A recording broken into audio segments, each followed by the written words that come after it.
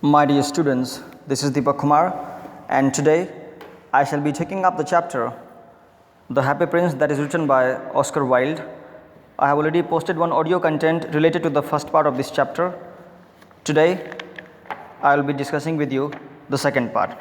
So I request all of you to turn the page number 30 of your textbook. Okay, dear moments. I hope you must have opened the textbook. Okay, so let's start. Discussion from page number 30. I'm waited for in Egypt, said the swallow. My friends are flying up and down the Nile and talking to the large lotus flowers. Soon they will go to sleep.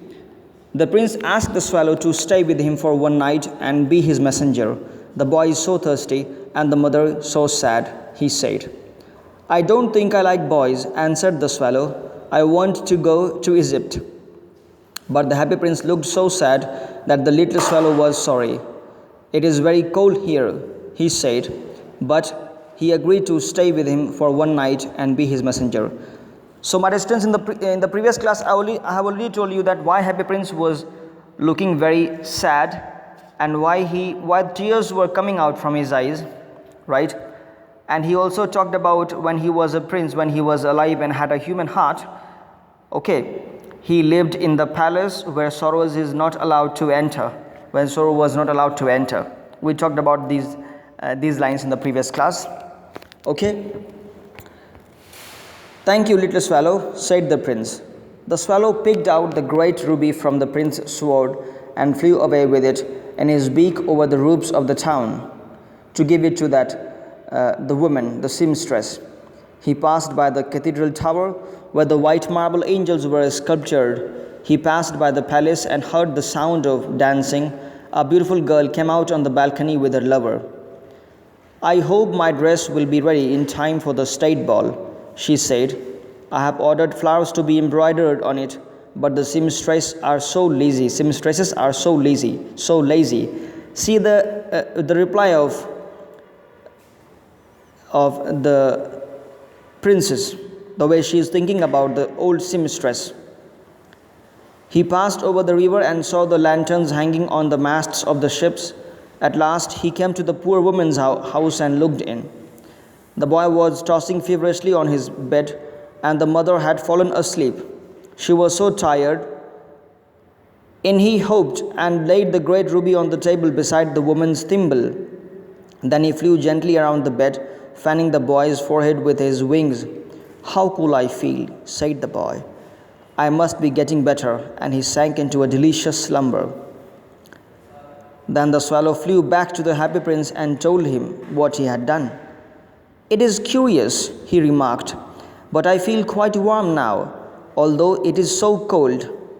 That is because you have done a good action. And my dear students, here you can reflect your own observation. You must have experienced in your own life that if you help someone, then your heart will be filled with happiness. You will feel a different kind of pleasure in your heart. That pleasure cannot be equivalent to the pleasure that you get when your father will give you a new smartphone, or when you get a new bike or any new car. You will not get that kind of pleasure. When you help someone, you receive in your heart a different kind of pleasure, and same pleasure the swallow experienced the same kind of pleasure when he helped the seamstress, the boy, and the happy prince. That is because you have done a good action, said the prince. And the little swallow began to think and then fell asleep. Thinking always made him sleepy. When day broke, he flew down to the river and had a bath. Tonight I go to Egypt, said the swallow, and he was in high spirits at the prospect. Okay, my dear, now let me discuss some difficult words written on the page number 30.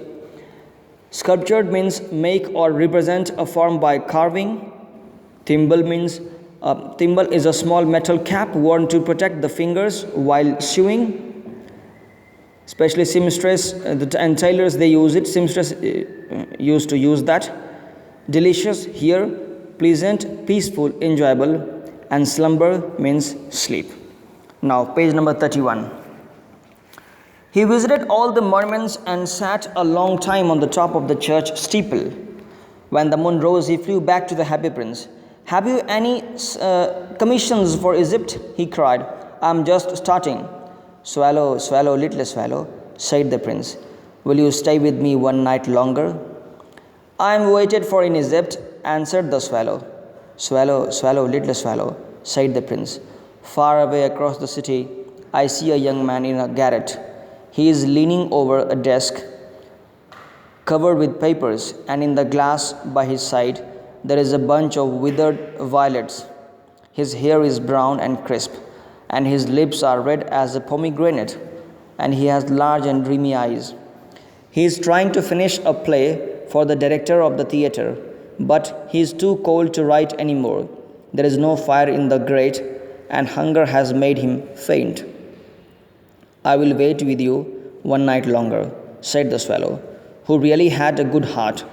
He asked if he should take another ruby to the young playwright. Alas, I have no ruby now, said the prince.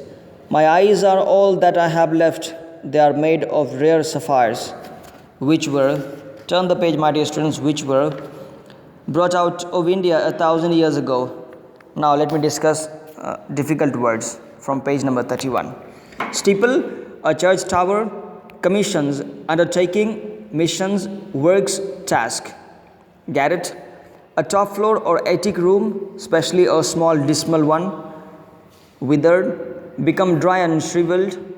Violets, a herbaceous plant of temperate regions, typically having purple, blue, or white five-petaled flowers. Grate, a metal frame for holding fuel in a fireplace or furnace. Playwright, a person who writes plays. Okay, dear? Now please turn the page. He ordered the swallow to pluck out one of them and take it to the playwright. He will sell it to the jeweler and buy firewood and finish his play, he said. Dear prince, said the swallow, I cannot do that. And he began to weep. It is very difficult because swallow also was he had a very nice heart, and so it was very painful for him to pluck the eyes of the happy prince. That's why he said, Dear prince, said the swallow, I cannot do that. And he began to weep. Swallow, swallow, little swallow, said the prince, do as I command you. So the swallow plucked out the prince's eye and flew away to the young man's garret. It was easy enough to get in, and there was a hole in the roof. Through this he darted and came into the room. The young man had his head buried in his hands, so he did not hear the flutter of the bird's wings, and when he looked up he found the beautiful sapphire lying on the withered violets. I am beginning to be appreciated, he cried. This is from some great admirer. Now I can finish my play, and he looked quite happy. See, from these instances, you can easily find out that both the happy prince as well as the swallow, how they wanted to help others. The next day, the swallow flew down to the harbor. He sat on the mast of the large vessel and watched the sailors working. I am going to Egypt, cried the swallow. But nobody minded, and when the moon rose, he flew back to the happy prince to just bid him goodbye. I have come to bid you goodbye, he cried. Swallow, swallow, little swallow, said the prince, will you not stay with me one night longer? It is winter, answered the swallow, and the snow will soon be here. In Egypt, the sun is warm on the green palm trees, and the crocodiles lie in the mud and look lazily about them. In the square below, said the happy prince, there stands a little match girl. She has let her matches fall in the gutter. And they are all spoiled. Her father will beat her if she does not bring home some money, and she is crying. She has no shoes nor stockings, and her little head is bare. My dear students, now let me tell you the meaning of some difficult words mentioned on page number 32. As you see, on page number 32, there are easy words used by the writer. Gutter, dustbin. Appreciated means to praise someone. And one more word, eulogize. Eulogize means to praise someone very heavily by using some pompous words like that. Eulogize. Appreciate, a very simple word used by the writer here. So there is not so much difficult words used on page number 32. Okay, now page number 33. Pluck out my other eye and give it to her, and her father will not beat her. I will stay with you one night longer, said the swallow, but I cannot pluck out your eyes. You would be quite blind then. Swallow, swallow, little swallow, said the prince. Do as I command you. So he plucked out the prince's other eye and darted down with it. He swooped past the match girl and slipped the jewel into the palm of her hand. What a lovely bit of glass, cried the little girl, and she ran home laughing. So the happy prince lost his sword hilt that was made of ruby. He lost his both sapphire eyes. Now he is blind. Then the swallow came back to the prince. You are blind now, he said, so I will stay with you always. No, little swallow, said the poor prince. You must go away to Egypt. No, I will stay with you always, said the swallow, and he slept at the prince's feet. All the next day, he sat on the prince's shoulder and told him stories of what he had seen in strange lands. Dear little swallow, said the prince, you tell me of marvelous things, but more marvelous than anything is the suffering of men and women. There is no mystery so great as misery. Fly over my city, little swallow, and tell me what you see there. So the swallow flew over the great city and saw the rich making merry in their beautiful houses while the beggars were sitting at the gate. My dear, if you remember, while I was talking about the themes of this chapter, I told you that it talks about various themes like such as social injustice, the disparity between the poor and the wealthy, loss of innocence, sacrifice, love, empathy, and compassion. In this line, you will easily find out some themes discussed here, like the disparity between the poor and the wealthy. Here you can easily find out. Fly over my city, little swallow, and tell me what you see there. There is no great mystery as so great as misery. Fly over my city, little swallow, and tell me what you see there. So the swallow flew over this great city and saw the rich making merry in their beautiful houses while the beggars were sitting at the gates. He flew into dark lanes and saw the white faces of starving children looking out listlessly at the black streets. Under the archway of a bridge, two little boys were lying each in each other's arms to try and keep themselves warm. You can easily find out how they were poor. They were poor, and it is exhibited with the help of this scene. Both were lying in each other's arms to try and keep themselves warm. How hungry we are, they said. You must not lie here, shouted the watchman, and they wandered out into the rain. Then he flew back and told the prince what he had seen. I am covered with fine gold, said the prince. You must take it off leaf by leaf and give it to the poor. The living always think that gold can make them happy. Leaf after leaf of the fine gold the swallow picked off, till the happy prince looked quite dull and grey. Leaf after leaf of the... Turn the page, please. Fine gold he brought to the poor, and the children's faces grew rosier, and they laughed and played in the street. We have bread now, they cried. My dear, let us discuss some of the difficult words on that are mentioned on page number 33. Mystery, puzzle, problem, question, secret. Misery, agony, pain, distress, unhappiness. The next word is archway, a curved structure forming a passage or entrance. The next word is listlessly, having or showing little or no interest in anything. Okay, dear? Now, so prince gave his sword hilt, both his eyes, and all his entire clothes. Then the snow came, and after the snow came the frost. The streets looked as if they were made of silver. Everybody went away about in furs, and the little boys wore scarlet caps and skated on the ice. The poor little swallow grew colder and colder, but he would not leave the prince. He loved him too well. He picked up crumbs outside the baker's door when the baker was not looking, and tried to keep himself warm by flapping his wings. But at last he knew that he was going to die. He just He had just enough strength to fly up to the prince's shoulder once more. "Goodbye, dear prince," he murmured. "Will you let me kiss on your hand?"